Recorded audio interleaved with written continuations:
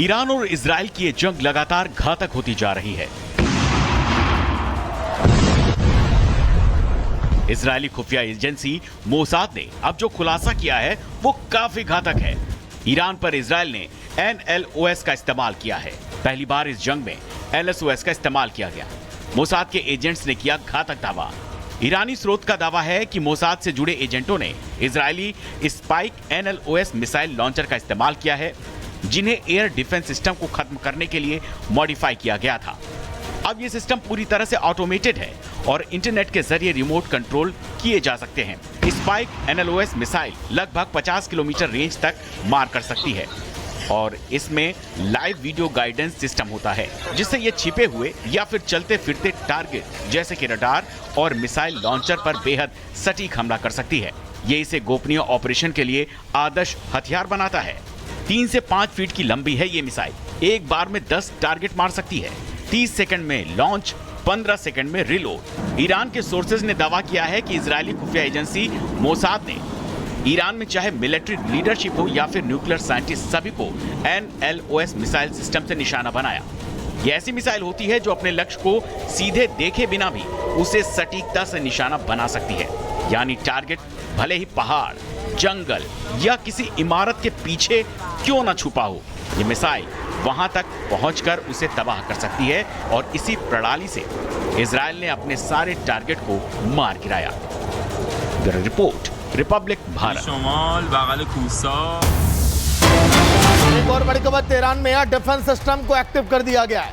Israel हमले को नष्ट करने की तैयारी। हमले में तेहरान के कई इलाके तबाह हो गए हैं। तेहरान वही है जो ईरान की राजधानी है, और ऐसे में तेहरान को देखिए खाली करने की भी कई बार चेतावनी दी गई, क्योंकि लगातार रात भर बमबारी हो रही इन इलाकों पर, और इसीलिए एयर डिफेंस सिस्टम एक्टिव, ताकि जब इजराइल हमले करे तो कैसे उसे हवा में ही नष्ट किया जा सके। और ईरान को लेकर डोनाल्ड ट्रंप ने एक और बड़ा दावा किया है। वो बड़ा दावा क्या है आप वो जान लीजिए। ईरान के पास एटमी हथियार ना हो, सच्चाई जल्द सामने आ जाएगी। तो डोनाल्ड ट्रंप पूरी तरह से इस वॉर में हस्तक्षेप करते हुए नजर आ रहे हैं, और यहां हम देख सकते हैं कि डोनाल्ड ट्रंप इजराइल के साथ हैं। ईरान के पास एटमी हथियार ना हो, सच्चाई जल्द ही सामने आ जाएगी। डोनाल्ड ट्रंप ने यह भी बात कही। और देखिए, इजराइल और ईरान की जंग के अभी 4 दिन ही हुए हैं। फ्यूल के दाम बढ़ने अब शुरू हो चुके हैं। दोनों देशों के बीच अगर लड़ाई इसी तरह से लंबी खिंची तो फिर इसके नतीजे पूरी दुनिया उठाना पड़ सकता है पूरी दुनिया को। खबर क्या है, रिपोर्ट को आप देखिए।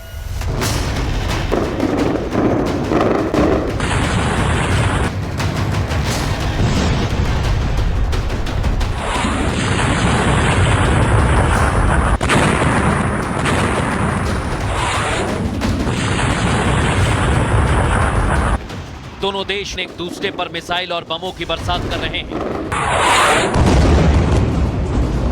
मिडिल ईस्ट में जंग तो इजराइल और ईरान के बीच छिड़ी है, लेकिन इसका दंश भारत सहित दुनिया के तमाम देशों को भुगतना पड़ सकता है। इसकी सबसे बड़ी वजह है ईरान से निकलने वाला कच्चा तेल। इजराइल ने ईरान के कई तेल और गैस डिपो को निशाना बनाया है, जिससे वहां भयंकर आग लग गई है।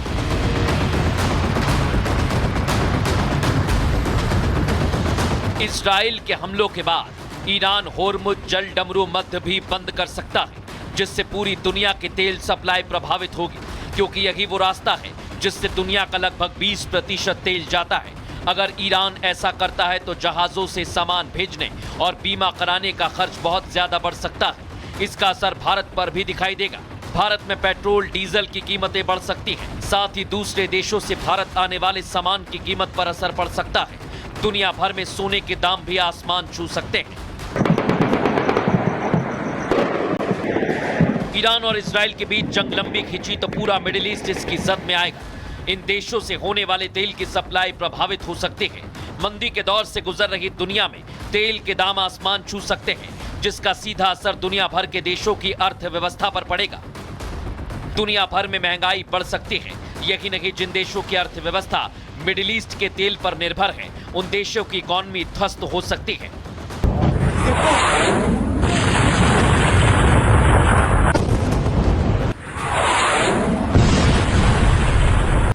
इस इजराइल ईरान जंग से भारत के किसानों को भी नुकसान उठाना पड़ सकता है,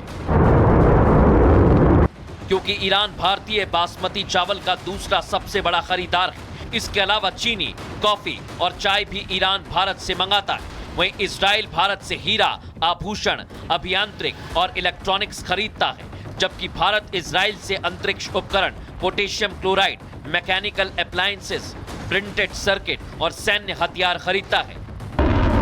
ऐसे में अगर जंग लंबी खिंची तो भारत को परेशानी हो सकती है।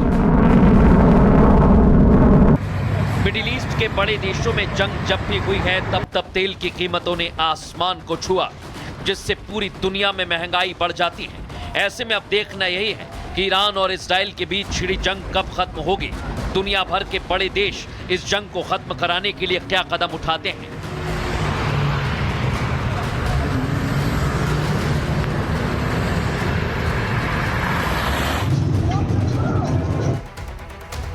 वही रविंद्रनाथ टैगोर साहब के दिखाए रास्ते पर देश का बच्चा बच्चा चलता है, लेकिन बांग्लादेश में उनके घर को गिराने की कोशिश की गई, उसको तहस नहस करने की साजिश भी रची गई।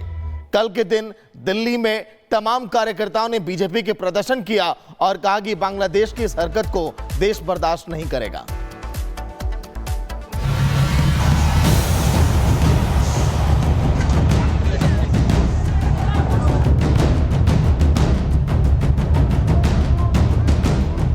बांग्लादेश में हुए तख्तापलट के बाद हिंदुओं के खिलाफ जमकर हिंसा बरपी। बांग्लादेश में यूनुस सरकार आने के बाद करीब 1 साल तक कट्टरपंथियों ने हिंदुओं पर जमकर अत्याचार किए। मंदिरों में आगजनी, दुर्गा पूजा पर पाबंदी, सरेआम हिंदुओं की पिटाई, महिलाओं से अभद्रता। बांग्लादेश में कहीं न कहीं हर दिन ऐसी घटनाएं सामने आती रही। यूनुस सरकार का सनातन विरोधी चेहरा पूरी दुनिया ने देखा। ताजा मामला नोबेल पुरस्कार विजेता रविंद्रनाथ टैगोर से जुड़ा हुआ है। बांग्लादेश में रविंद्रनाथ टैगोर के पैतृक घर में तोड़फोड़ की गई। कट्टरपंथियों ने तहस नहस करने की कोशिश की। 60 लोगों के खिलाफ एफआईआर दर्ज की गई। इसी बीच दिल्ली में बांग्लादेश दूतावास पर दिल्ली बीजेपी कार्यकर्ताओं ने विरोध प्रदर्शन किया। दिल्ली बीजेपी के प्रदेश अध्यक्ष वीरेंद्र सचदेवा के नेतृत्व में बांग्लादेशी उच्चायोग के बाहर भाजपाइयों ने विरोध जताया। बीजेपी ने बांग्लादेश में हुई इस शर्मनाक घटना को पूरे हिंदू संस्कृति का अपमान करार दिया और वार्निंग देकर कहा कि सनातन संस्कृति पर ऐसे हमले बर्दाश्त नहीं किए जाएंगे। बांग्लादेश में गुरुदेव रविंद्रनाथ टैगोर के पैतृक स्थान पर तोड़फोड़ की गई है। ये पूरी बांग्ला संस्कृति का नाम है, हिंदू संस्कृति का अपमान है। तो आज हम बांग्लादेश दूतावास को ज्ञापन देने जा रहे हैं कि इस तरह से अगर आप हिंदू संस्कृति को अपमानित करेंगे, हिंदुओं पर अत्याचार करेंगे, और गुरुदेव तो पूरे राष्ट्र के हैं, पूरे विश्व के हैं। उन्होंने 2-2 देशों का राष्ट्रीय गीत लिखा है। तो गुरुदेव के पैतृक स्थानों पर हमला ये ठीक नहीं। सनातन पर अगर हमला होगा तो सनातन भी जवाब देना जानता है। बांग्लादेश की कट्टरपंथियों को सह है जिन्होंने रविंद्रनाथ टैगोर गुरुदेव का घर तोड़ा है और उसके खिलाफ हम सड़कों पे हैं। अगर रविंद्रनाथ टैगोर साहब का घर सुरक्षित नहीं है तो आप सोचिए वहाँ के अल्पसंख्यकों का क्या होगा। और हम इस तोड़फोड़ के सख्त खिलाफ हैं। बांग्लादेश की सरकार जागे, उसके लिए हम आज बांग्लादेश के दूतावास में प्रदर्शन कर रहे हैं।